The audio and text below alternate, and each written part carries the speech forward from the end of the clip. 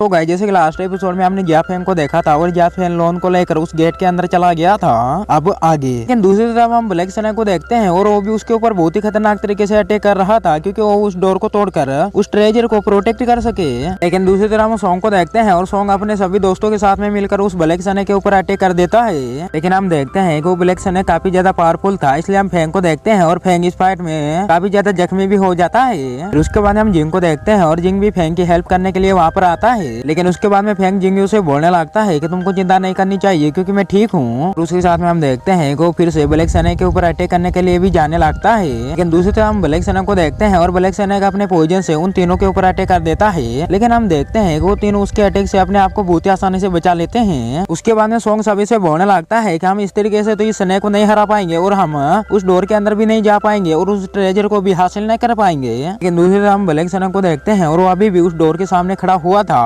और उसके साथ में हम ब्लैक सना को देखते हैं और ब्लैक सना उस डोर को तोड़ने की कोशिश भी कर रहा था, लेकिन वो हर बार इसमें फेल हो रहा था। इसलिए सॉन्ग को भी समझ में आ जाता है कि वो सभी इस तरीके से उस डोर के अंदर नहीं जा पाएंगे। लेकिन दूसरी तरफ हम देखते हैं कि वहाँ पर बहुत ही खतरनाक तरीके से ब्लास्ट होता है और वहाँ पर काफी ज्यादा फायर पावर भी एक्टिवेट हो जाती है।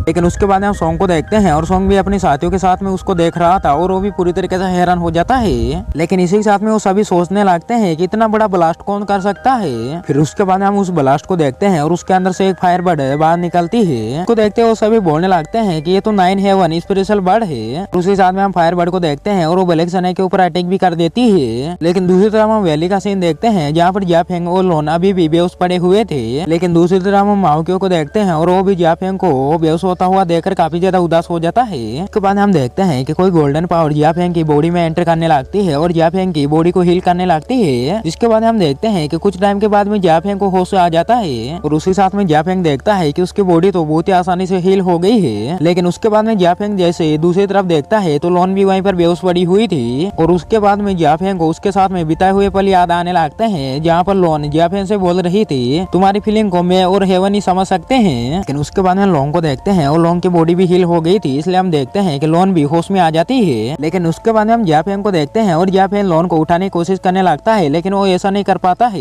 लेकिन इसी साथ में जियाफेंग देखता है कि उसका दूसरा हाथ तो लोन के हाथ में है। लेकिन उसके बाद में लोन को देखते हैं और लोन जियाफेंग के ऊपर ज्यादा ध्यान नहीं देती है और वहाँ से जाने लगती है। इसी के साथ में वो जियाफेंग से बोलने लगती है क्या तुमने इस जगह को एक्सप्लोर किया है और ये जगह कैसी है। उसके बाद में जियाफेंग उससे बोलने लगता है कि मैं इस जगह के बारे में कुछ भी नहीं जानता हूँ। लेकिन इसी के साथ में जियाफेंग उससे बोलने लगता है क्योंकि तुम बेहोश हो गई थी और तुम नीचे गिरने वाली थी और वो स्नेक तुमको खाने वाला था, लेकिन मैंने तुमको बचा लिया और हम दोनों इसके अंदर आ गए। फिर उसके बाद में लोन जियाफेंग से बोलने लगती है क्या तुमने सच में मेरे को बचाया। लेकिन हम देखते हैं कि जियाफेंग उसको मना कर देता है और आगे जियाफेंग लोन से बोलने लगता है इसलिए मेरा एहसान तुम्हारे ऊपर नहीं है। और आगे जियाफेंग उससे बोलने लगता है अगर तुम मेरे ऊपर अटैक करना चाहती हो तो तुम मेरे ऊपर अटैक करके मेरे को मार सकती हो, मैं तुमको कुछ भी नहीं बोलूंगा। लेकिन हम लोन को देखते हैं और लोन ऐसा नहीं कर पाती है। फिर उसके बाद में उन दोनों का ध्यान उस गोल्डन पावर के ऊपर जाता है। इसके बाद हम देखते हैं कि वो दोनों उस गोल्डन पावर को फॉलो करने लगते हैं और आगे बढ़ने लगते हैं। लेकिन दूसरी तरफ हम वैली के बाहर का सीन देखते हैं जहाँ पर फायर बर्ड अभी भी उस सने का सामना करने के लिए तैयार थी। लेकिन दूसरी तरफ हम सॉन्ग को देखते हैं और सॉन्ग के सभी साथी भी बोलने लगते हैं क्या यह सच में फायर बर्ड है। हम देखते हैं कि फायर बर्ड और ब्लैक सने की बहुत ही खतरनाक वाली फाइट भी होने लगती है। दूसरी साथ में हम सॉन्ग और उसके साथियों को देखते हैं और वो तीनों उन दोनों के बीच में बहुत ही बुरी तरीके से फंस चुके थे। उसके बाद में फेंग बोलने लगता है कि जियाफेंग और लोन कहाँ पे गए हैं। लेकिन दूसरी तरफ हम वैली के अंदर का सीन देखते हैं जहाँ पर जियाफेंग और लोन अभी भी उस गोल्डन पावर को फॉलो कर रहे थे। लेकिन उसके बाद हम देखते हैं कि वो दोनों एक नई जगह पर आ जाते हैं जहाँ पर माओक्यो भी उन दोनों के साथ में था। लेकिन उसके बाद में वो दोनों जैसे सामने देखते हैं तो उन दोनों को ट्रेजर नजर आ जाता है जिसके अंदर से गोल्डन स्पेशल पावर बाहर निकल रही थी। फिर उसके बाद हम देखते हैं कि वो दोनों किसी भी कीमत में उसको हासिल करना चाहते थे, इसलिए हम देखते हैं कि वो दोनों चारों तरफ घूमना भी स्टार्ट कर देते हैं। उसके बाद में जियाफेंग बोलने लगता है कि मेरे को ऐसा लगता है कि इसकी पावर की वजह से हमारी सारी चोट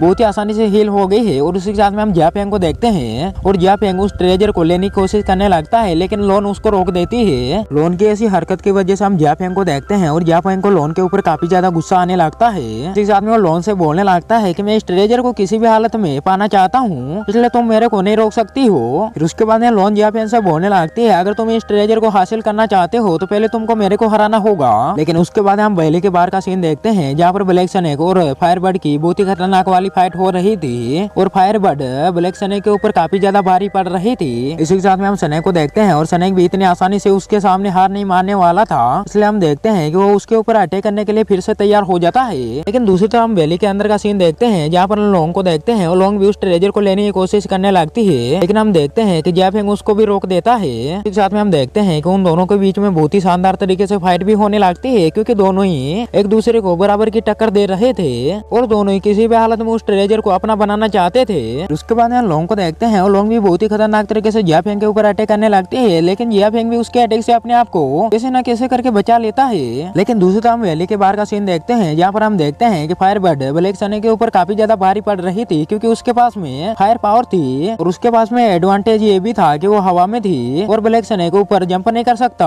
और उसी साथ में हम देखते हैं कि फायर बर्ड अपनी पावर का यूज करके ब्लैक स्नेक को बहुत ही बुरी तरीके से जख्मी करने लगती है और ब्लैक स्नेक उसके सामने कुछ भी नहीं कर पा रहा था। और उसी के साथ में हम ब्लैक स्नेक को देखते हैं और ब्लैक स्नेक भी अपने पोजीशन से उसके ऊपर अटैक करने की कोशिश करने लगता है, लेकिन फायर बर्ड भी अपनी फायर पावर का यूज करके उसके अटैक को बहुत आसानी से ब्लॉक कर देती है। और उसी साथ में हम फायर बर्ड को देखते हैं और अपनी लाइटिंग पावर का यूज करके उस डोर को भी खोलने की कोशिश करने लगती है और सभी को ऐसा लगने लगता है कि वो इस डोर को बहुत आसानी से खोल देगी। दूसरी तरफ हम वैली के अंदर का सीन देखते हैं जहाँ पर जियाफेंग और लोन की बहुत ही खतरनाक तरीके से फाइट हो रही थी और दोनों में से कोई भी हार नहीं मानना चाहते थे। और उसी साथ में हम देखते हैं कि उन दोनों ने अपनी पावर को भी एक्टिवेट कर लिया था और अपने वेपन को भी बाहर निकाल लिया था, लेकिन फिर भी हम देखते हैं कि दोनों में से कोई भी हार नहीं मानना चाहता था, क्योंकि दोनों में से कोई भी उस ट्रेजर को अपने हाथ से नहीं जाने दे सकता था। लेकिन उसके बाद हम देखते हैं कि वो वैली धीरे धीरे डिस्ट्रॉय होने लगती है और वहाँ पर काफी खतरनाक तरीके से पत्थर भी गिरने लगते हैं, लेकिन फिर भी हम देखते हैं कि जियाफेंग और लोन अभी भी फाइट कर रहे थे। लेकिन दूसरी तरफ हम वैली के बाहर का सीन देखते हैं जहाँ पर हम देखते हैं कि फायर बर्ड अपनी पावर का यूज करके उस डोर के ऊपर अटैक कर देती है। उसके बाद हम सोंग और उसके साथियों को देखते हैं और वो सभी भी अंदर जाने की कोशिश करने लगते हैं, लेकिन हम देखते हैं कि वहाँ पर काफी ज्यादा मात्रा में लाइटिंग पावर थी, इसी वजह से उन सभी का जाना इतना आसान भी नहीं था।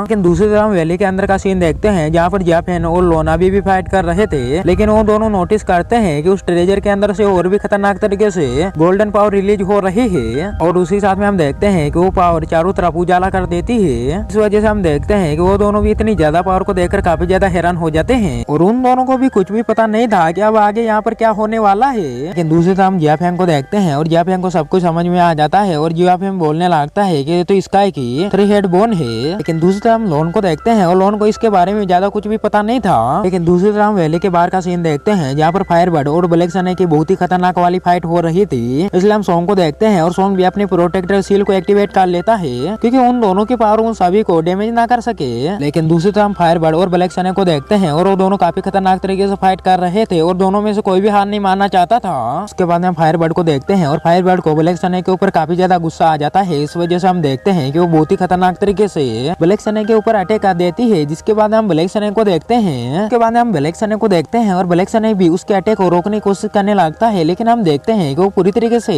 इसमें फेल हो जाता है। और उसी के साथ में हम ब्लैक स्नेक को देखते हैं और ब्लैक स्नेक बहुत ही बुरी तरीके से जख्मी भी हो गया था और काफी ज्यादा कमजोर भी हो गया था। लेकिन दूसरी तरफ हम वैली के अंदर का सीन देखते हैं जहाँ पर हम उस ट्रेजर को देखते हैं और उसकी पावर भी खत्म हो जाती है। उसके बाद में जियाफेंग बोलने लगता है कि स्काई में तो काफी ज्यादा हाई लेवल की कल्टीवेशन बेस है और इसी साथ में जियाफेंग ये भी सोचने लगता है अगर मैंने इसके बारे में पहले 2 पन्नों को नहीं पढ़ा होता तो अभी तक मैं इसको समझ भी नहीं पाता। लेकिन उसके बाद हम देखते हैं कि वो वैली बहुत ही खतरनाक तरीके से डिस्ट्रॉय होने लगती है और वहाँ पर बहुत ही बड़े बड़े पत्थर भी गिरने लगते हैं। दूसरी तरफ हम सोंग को देखते हैं और सोंग अपने साथियों के साथ में अंदर आने की कोशिश करने लगता है, लेकिन हम ब्लैक स्नेक को देखते हैं और उसको भी उन तीनों के बारे में पता चल जाता है। लेकिन दूसरी तरफ हम जियाफेंग और लोंग को देखते हैं और वो दोनों अभी भी उस ट्रेजर के पास थे, लेकिन हम देखते हैं कि ब्लैक स्नेक भी बिल्कुल उन दोनों के सामने था और ब्लैक स्नेक ने फायर बर्ड के साथ में काफी खतरनाक वाली फाइट की थी, इसलिए हम देखते हैं कि वो काफी ज्यादा जख्मी भी हो गया था। लेकिन इसी के साथ में ब्लैक स्नेक की नजर भी उस ट्रेजर के ऊपर पड़ जाती है, इसलिए हम ब्लैक स्नेक को देखते हैं और ब्लैक स्नेक भी उस ट्रेजर की तरफ जाने लगता है। फायर बर्ड को देखते हैं और फायर बर्ड उसको ऐसा करने से रोक देती है और उसका सामना करने के लिए भी तैयार हो जाती है। उसके बाद में हम ब्लैक स्नेक को देखते हैं और ब्लैक स्नेक भी उससे फाइट करने के लिए तैयार हो जाता है। लेकिन दूसरी तरफ हम उस आदमी और ब्याह के आंट को देखते हैं और वो दोनों उस फॉर्मेशन को कंट्रोल कर रहे थे और वो आदमी ब्याह के आंट से बोलने लगता है कि इस फॉर्मेशन को कंट्रोल करना तो काफी ज्यादा हार्ड है। दूसरी तरफ हम वैली के अंदर का सीन देखते हैं जहाँ पर हम फायर बर्ड को देखते हैं और वो अपने पंखों को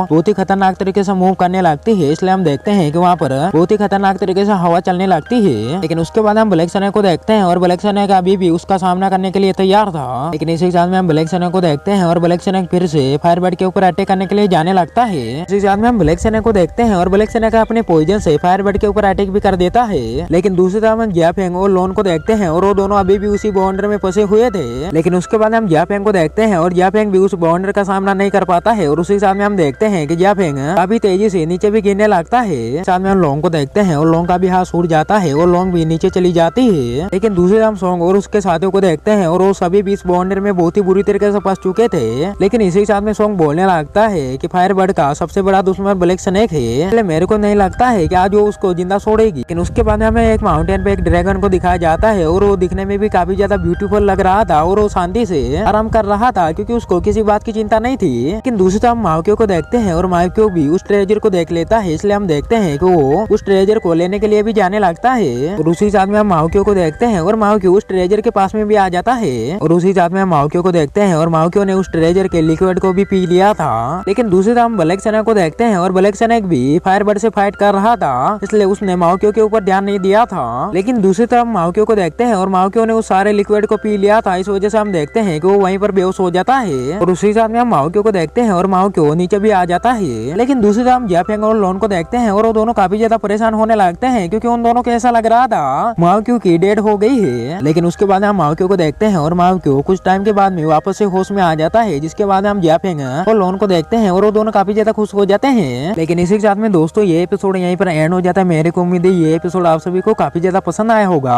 अगर पसंद आया तो वीडियो को लाइक और चैनल को सब्सक्राइब करके बेल आइकन को ऑल पे जरूर से कर देना। मिलते हैं नेक्स्ट एपिसोड में।